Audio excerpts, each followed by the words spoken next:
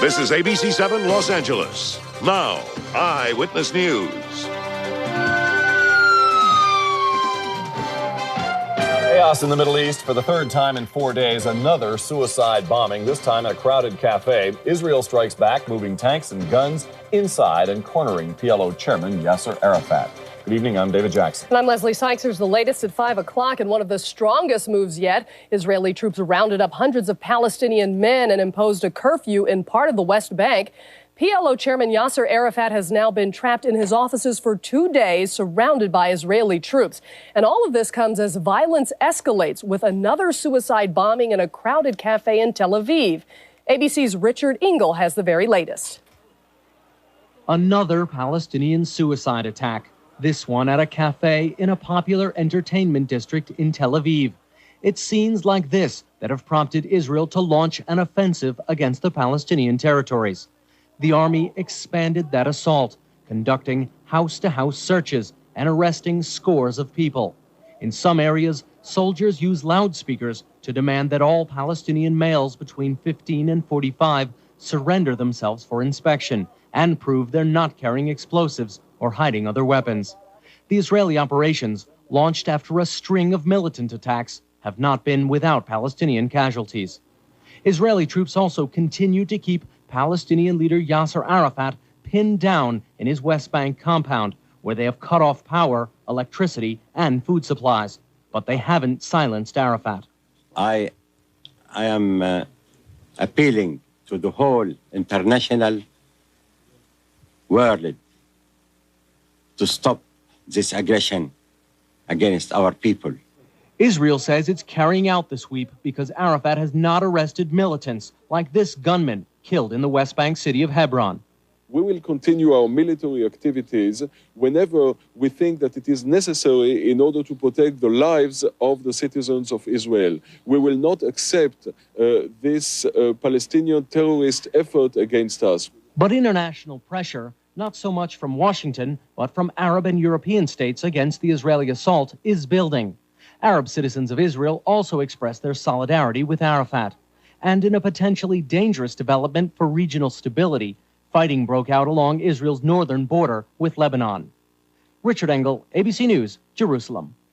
President Bush is following developments in the Middle East from his ranch in Crawford, Texas, and today he defended Israel's right to storm Arafat's compound, but expressed concern about all the bloodshed. I am deeply concerned about the loss of innocent lives. It breaks my heart when children and innocent women, innocent men lose their life.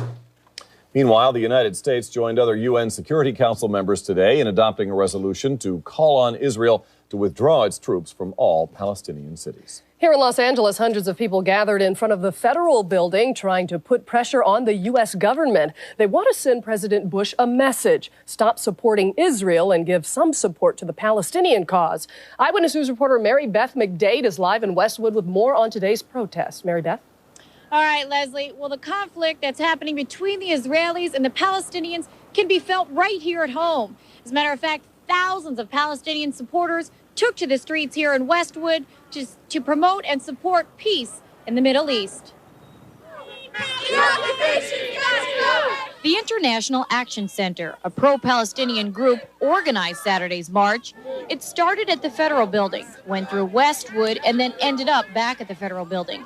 The group hopes President Bush will hear their pleas and stop sending Israel weapons to use against Palestinians. We need to send a message to the Bush administration to stop financing the occupation, to stop sending F-16 and Apache helicopters that are being used to kill innocent Palestinian civilians. Supporters also want their friends and loved ones in the Middle East to know their prayers are with them during this time of bloodshed. This man's family is living in constant fear for their lives. They're not doing too good. They're under occupation. They can't leave the homes. They're under fire. If you leave the streets, if you go, outside of your home, you might get shot. And to the rest of us, these people act as couriers with a message of peace. It's also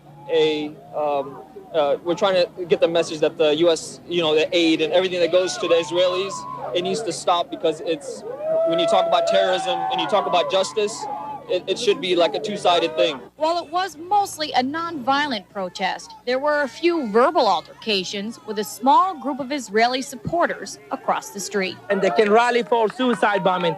This is America, and nobody will tolerate terrorism. All right, well, the rally did cause quite a traffic nightmare. As you saw there on the videotape, things are pretty much back to normal as far as traffic is concerned. And officers did have to arrest one man who got verbally offensive with police. In Westwood, Mary Beth McDade, ABC 7 Eyewitness News. David? All right, Mary Beth, thank you. Well, back in the Middle East, there were even more protests today. Thousands of pro-Palestinian demonstrators taking to the streets in Lebanon.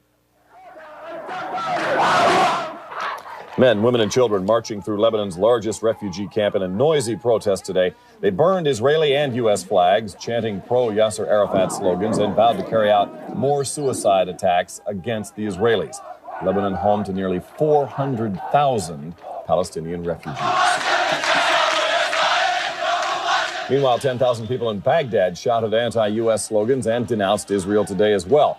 Armed with rifles, these demonstrators urged Arab leaders to take a stand against Israel. They burned an Israeli flag and called on Yasser Arafat to fight back against the nation of Israel. Many Iraqis are promising to help fund Arafat's fight. And keeping it right here for continued coverage of the growing crisis in the Middle East, ABC Eyewitness News will have the latest developments throughout the upcoming weekend.